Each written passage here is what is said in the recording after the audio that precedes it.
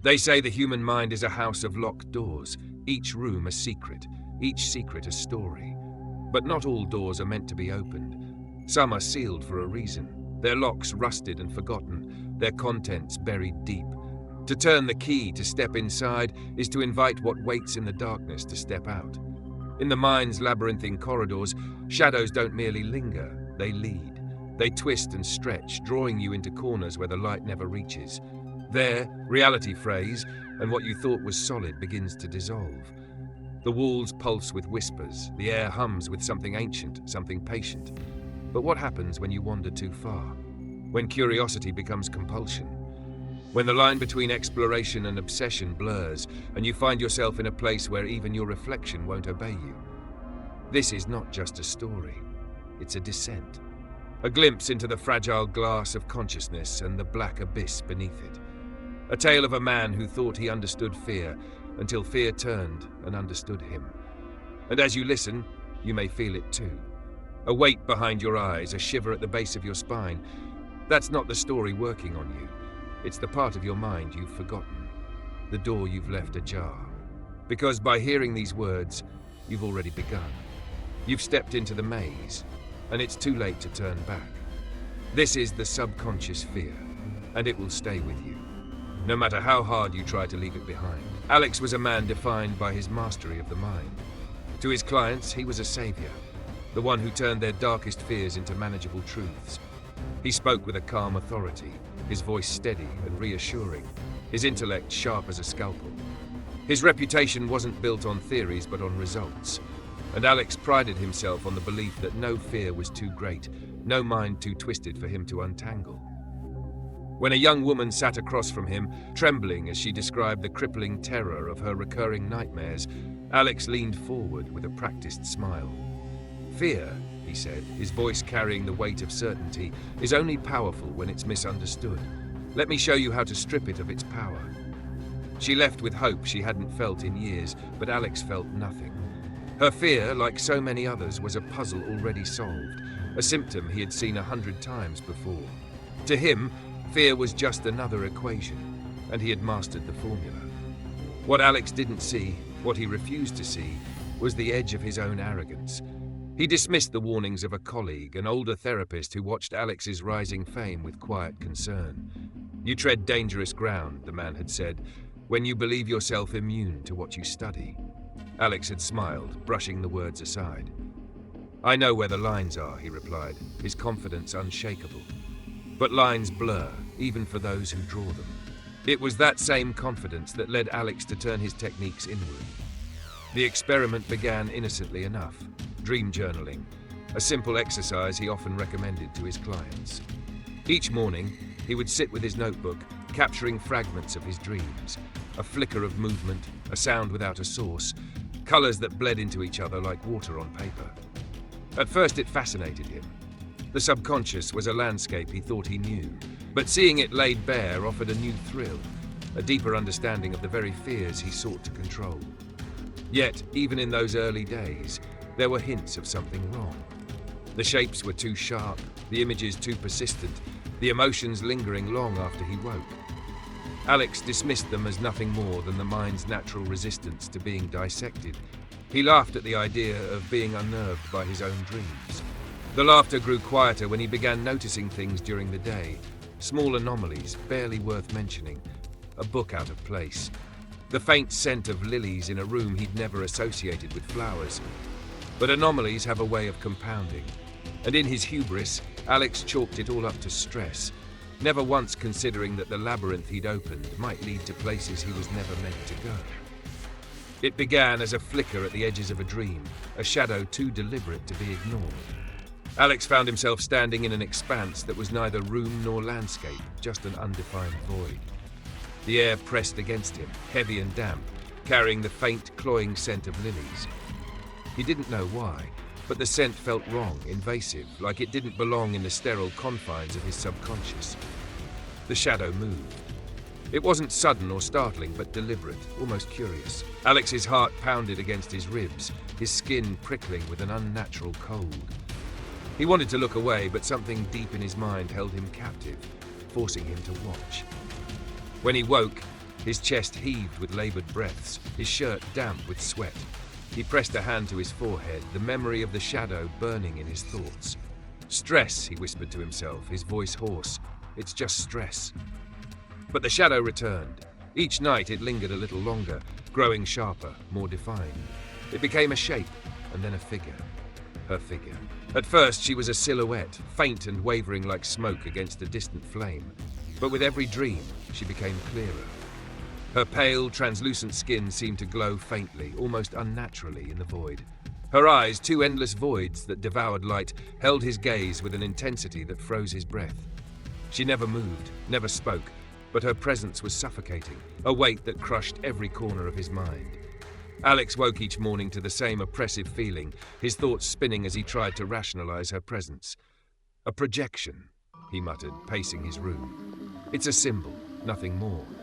Perhaps unresolved memories, unprocessed emotions. That's all she is." But even as he spoke, doubt gnawed at the edges of his certainty.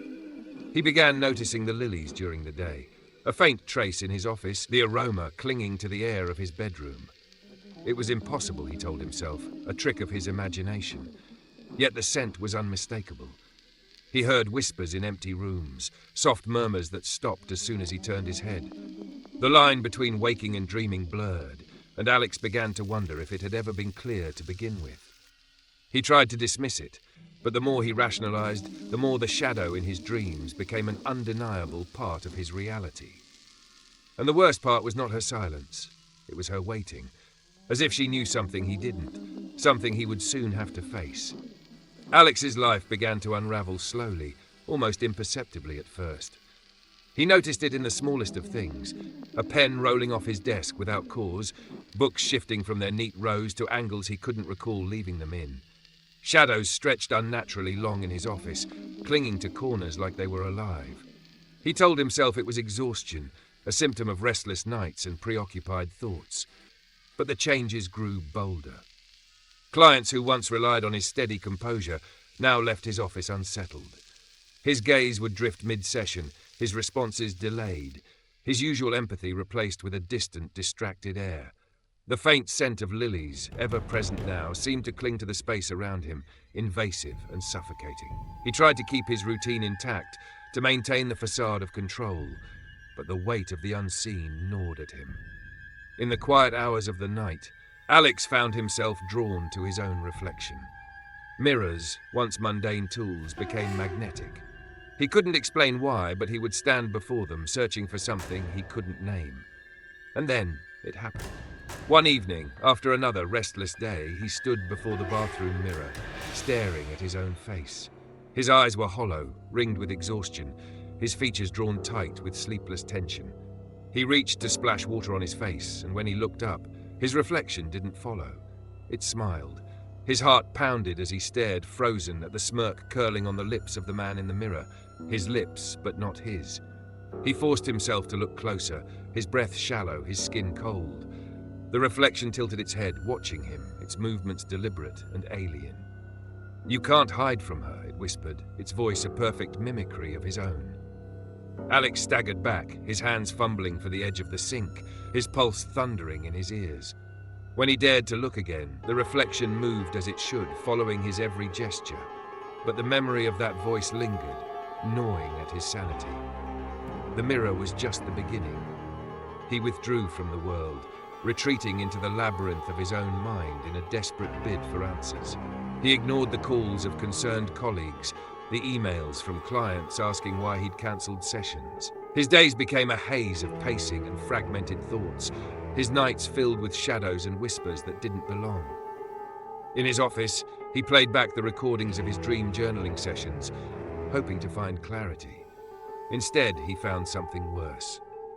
Beneath the sound of his restless murmurs and shifting sheets, there was a rhythmic tapping, faint but insistent. He rewound the tape again and again, trying to locate its source, his stomach churning with unease. And then, at the end of the recording, a voice, soft, tender, almost loving, spoke a single word. Soon. Alex slammed the recorder shut, his breath coming in shallow gasps. The word echoed in his mind, crawling under his skin, threading itself through his thoughts. He was no longer the observer of his own mind. He was the prey. Alex buried himself in the pursuit of answers, scouring every book, journal, and scrap of knowledge he could find. Late nights bled into early mornings as he pored over forgotten texts, his once pristine office now a chaos of open volumes and scattered notes. His reflection lingered in the edges of his vision, always watching, always waiting, but he refused to look. The stories he uncovered were older than he could have imagined, whispers of ancient entities born not of flesh but of thought, lurking in the shadows of the mind. They were called many names: Eidolon, the Hollow Watcher, the Reflection's Shadow. But their nature was always the same. They thrived on the cracks in human consciousness, slipping through when the boundaries between dream and reality faltered. One tale in particular seized Alex's attention. It told of a scholar, centuries ago, who sought to master his subconscious, delving deeper into his own mind than anyone before. He documented vivid dreams, surreal encounters, and the creeping presence of a shadowy figure. The records ended abruptly, with a final note scrawled in a trembling hand. "She waits for me in the glass. I cannot escape her." Alex sat in silence, the words searing into his thoughts. He felt the weight of the scholar's warning settle heavily on his chest. This wasn't just an exploration. He had built a door, and now something had walked through it. His arrogance had invited her in, and she had made herself at home. He thought of the entity, of her growing clarity, her unwavering gaze, and the way she lingered in his mind even when he was awake. The text spoke of a parasitic nature, a creature that fed on attention and fear, growing stronger with each thought, each acknowledgement. Alex's obsession had made her thrive.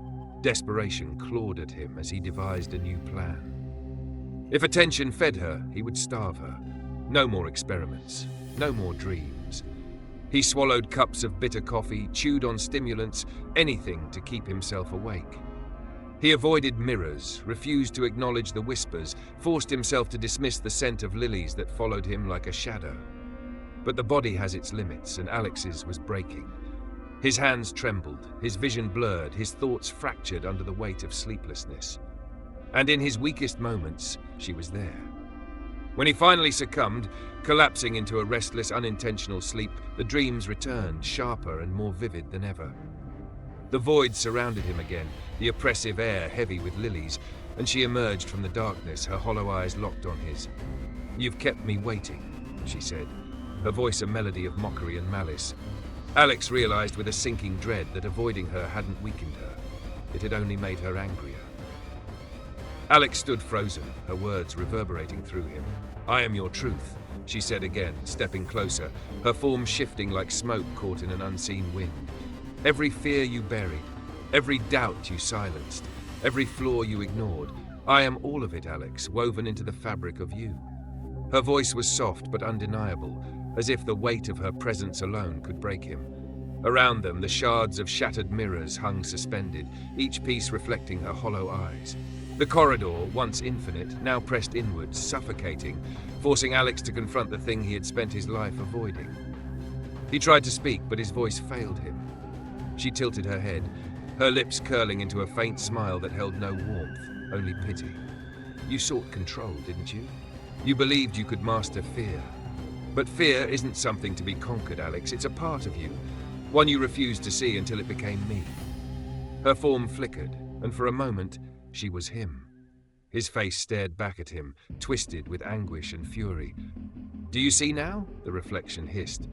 "You created me. With every step you took into the labyrinth, you fed me, and now I am more than a thought. I am here, Alex. I am you." The corridor trembled, the air thick with the sound of distant shattering glass. Alex's knees buckled, the weight of her revelation pressing him to the ground. She loomed over him, shifting between forms. A hollow-eyed woman, his own face warped with despair, and the fleeting images of those he had failed to save. "Why fight me?" she said, her voice dripping with mockery. "You can't undo what you've done. You built the door, and I walked through it. You gave me form. You gave me strength, and now you will give me everything." She extended a hand, her fingers impossibly long, her touch promising annihilation and release in equal measure. "You have a choice," she whispered, though Alex sensed the futility in her words. "Surrender to me or resist and lose everything anyway. Either way, Alex, I win." His body trembled, his mind a cacophony of denial and resignation. He reached out, his hand quivering as it hovered over hers. He didn't know if he was fighting her or giving in. His vision blurred, and for a fleeting moment he thought he saw his younger self reflected in the shards around him, a boy untouched by fear, by doubt, by the labyrinth of his own making. The moment shattered as their hands met. A surge of cold coursed through him, dragging him into an abyss darker than any dream. Her laughter echoed, a chilling melody that followed him as the corridor dissolved into nothingness. When he opened his eyes, he was no longer the same. And deep down, he knew he never would be again. Alex was no longer the man he once was. His reflection, once a source of fleeting confidence, now held an abyss that he could not escape. He spent hours staring into mirrors, his fingers tracing invisible patterns on the glass, as if searching for something or someone hidden beneath the surface. His movements were slow, deliberate, as though each step carried the weight of an unseen shadow. Colleagues and friends whispered among themselves, their concern cloaked in polite avoidance. Burnout, they said, attributing his silence and erratic behavior to the relentless pressure of his work. His vacant eyes and fractured demeanor were dismissed as the toll of a brilliant mind pushed too far. But Alex knew better. At night, the silence was oppressive. He no longer dreamed. The realm of unconscious thought had been swallowed by something far darker. Yet every morning, he woke with the sensation of a presence, an intimate, suffocating closeness that lingered just beyond the edge of perception. His chest felt heavy, his breath shallow, as if the entity was slowly rooting itself within him. He avoided his reflection whenever he could, but the entity's whispers clawed at the corners of his mind, weaving through his thoughts like threads in a tapestry. "We're one now," it murmured, a voice that no longer felt separate from his own. Weeks passed, yet the passage of time did little to dull the creeping dread. Alex's home, once filled with light and order, had become a labyrinth of dimly lit hallways and cluttered rooms. Objects seemed to move of their own accord. Shadows stretched in ways that defied logic. He lived in constant unease, each creak of the floorboards, each whisper of the wind, a reminder of what now dwelled inside him. And then one night, he turned to the audience. "You think this is Alex's story," he said, his voice low, carrying a tremor that betrayed his calm facade. "You think it's about his descent, his folly, his undoing. But it's not. It's yours." He leaned closer, his eyes unblinking, piercing through the screen as if seeing into the soul of each listener. Alex's story isn't unique. The doors of the mind are universal, their locks fragile, their contents waiting. By hearing his tale, by stepping into his world, you've invited something in. He paused, a faint smile curling at the edge of his lips, one that didn't reach his eyes. "Do you feel it yet? That weight behind your eyes? The chill in the air? It's already begun. And now, like Alex, you can't escape it." With that, Alex turned away, his silhouette merging with the encroaching shadows, and in the dim light of the screen, his reflection lingered just a moment too long.